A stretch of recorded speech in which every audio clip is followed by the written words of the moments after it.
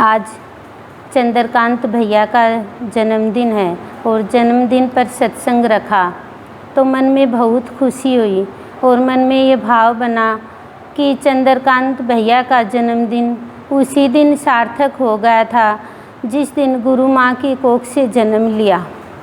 हम बच्चे भी धन्य हो गए ऐसी गुरु माँ को पाकर।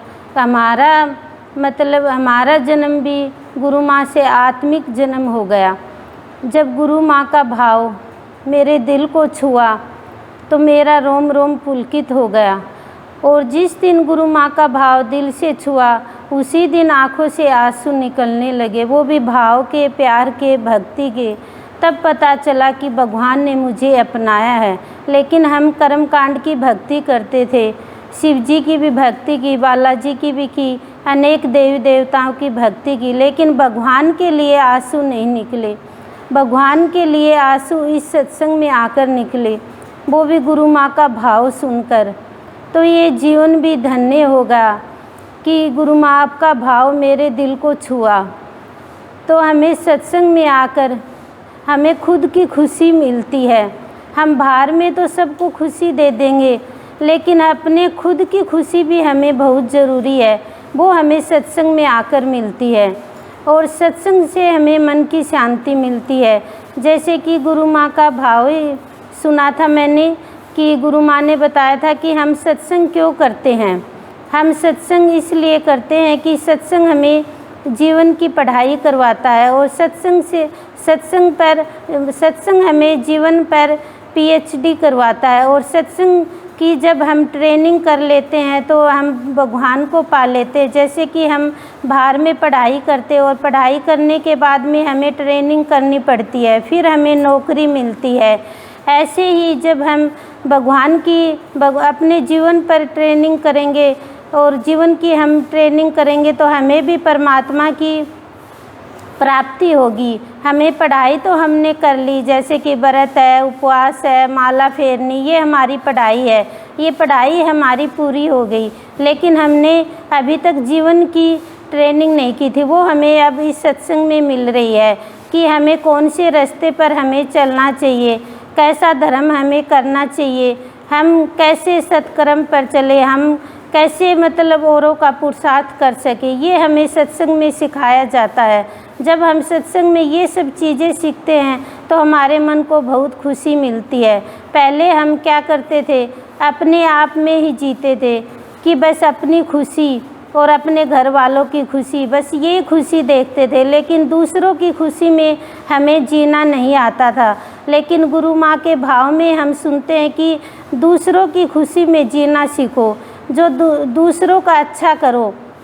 कोई गरीब है उसकी हेल्प करो, कोई दीन है उसकी हेल्प करो। तो इसमें क्या है, सत्संग में आकर हमें ये सब चीज़ें सिखाई जाती है। जैसे गुरु माँ के भाव में सुना कि हमने एक थाली में रसगुल्ला भी डाल लिया, जलेबी भी डाल ली, सभी तरह की मिठाई डाल ली, लेकिन हमने रोटी नहीं डाली और रोटी हम नहीं खाएंगे तब तक हमें रंगत नहीं आएगी। ऐसे ही हमने बाहर में कर्मकांड की भक्ति तो बहुत करते हैं, लेकिन जब तक हम सत्संग अपने जीवन में नहीं उतारेंगे तो मन की शांति हमें नहीं मिलेगी। सत्संग में आकर हमें मन की शांति बहुत ज़रूरी है।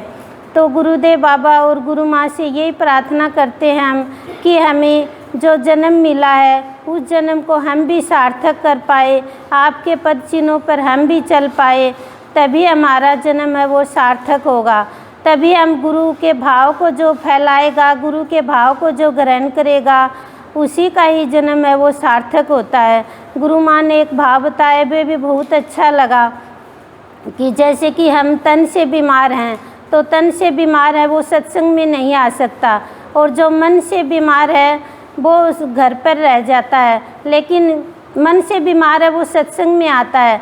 और जो तन से बीमार है वो सोचता है कि मैं तो आज सत्संग में नहीं गया, प्रार्थना चालू हो रही है, अब भजन हो रहा है, अब अमृतोस्ती हो रही है, प्रवचन हो रहा है, उसका ध्यान पूरा सत्संग में है। लेकिन जो मन से बीमार है और वो सत्संग में भी आ रहा है, लेकिन उसका ध्यान कहाँ पर है कि मैं घर पर अभी खाना बनाऊंगी, अभी बच्चों के लिए टिफ़िन बनाऊंगी, और काम भी घर पर करना, लेकिन वो उसका ध्यान सत्संग पर नहीं जाता, उसके पूरा ध्यान अपने घर पर रहता है, तो किसका जीवन सार्थक हुआ?